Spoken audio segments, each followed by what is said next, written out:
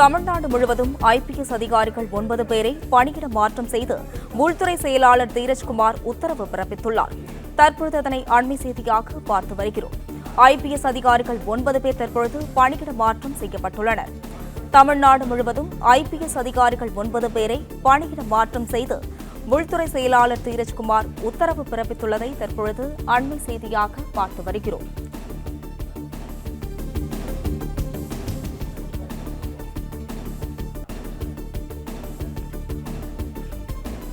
தமிழ்நாடு முழுவதும் ஐபிஎஸ் அதிகாரிகள் 9 பேரை பணியிட மாற்றம் செய்து உள்துறை செயலாளர் தீரஜ்குமார் உத்தரவு பிறப்பித்துள்ளார். இதுகுறித்து கூடுதல் விவரங்கள் வழங்குவதற்காக செய்தியாளர் சரவணன் இணைப்பில் உள்ளார். வணக்கம் சரவணன், இதுகுறித்து விவரங்களை பகிரலாம். உள்துறையில 9 அதிகாரிகள் இடமாற்றம் செய்து இது தொடர்பான உத்தரவை உள்துறை செயலாளர் வெளியிட்டிருக்கிறார்.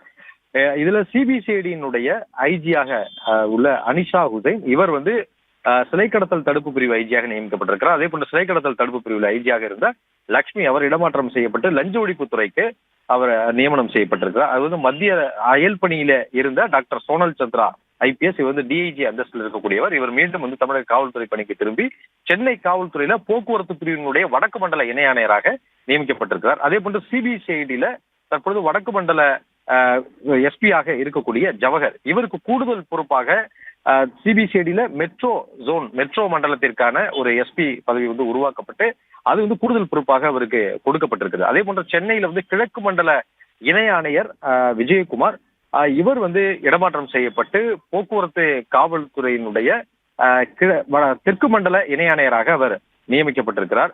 அதே போன்று போக்குவரத்து காவல்துறையில பண்டி கங்காதர் ஐபிஎஸ் இவர் இணை ஆணையர். இவர் தெற்கு மண்டலத்தினுடைய போக்குவரத்து காவல் இணை ஆணையராக இருந்தார்.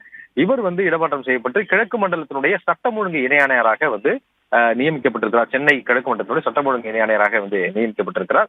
அதே போன்று 2 அதிகாரிகள் பதவி உயர்வு வழங்கப்பட்டிருக்கிறது. ஒருவர் சஜிதா என்ற ஒரு அதிகாரி. இவர் 6வது பட்டாலியன்ல டெபுட்டி கமாண்டன்ட் அந்தஸ்தில இருந்தவர். மதுரையில் இருக்கக்கூடிய அந்த பட்டாலியன்ல இருந்தவர். இவருக்கு பதவி உயர்வு வழங்கப்பட்டிருக்கிறது. எஸ்பியாக இவருக்கு பதவி வழங்கப்பட்டிருக்கிறது.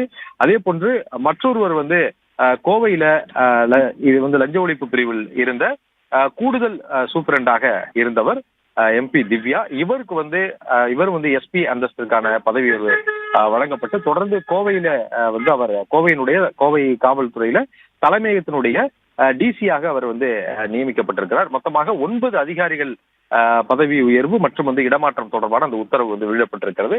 இதே போன்று முக்கியமாக மேலும் சில உயர் அதிகாரிகளுடைய இடமாற்றம் தொடர்பான உத்தரவும் அடுத்தடுத்து வெளிவரலாம் என்ற ஒரு எதிர்பார்ப்பும் காவல்துறை தரப்புல பேசப்பட்டு வருகிறது.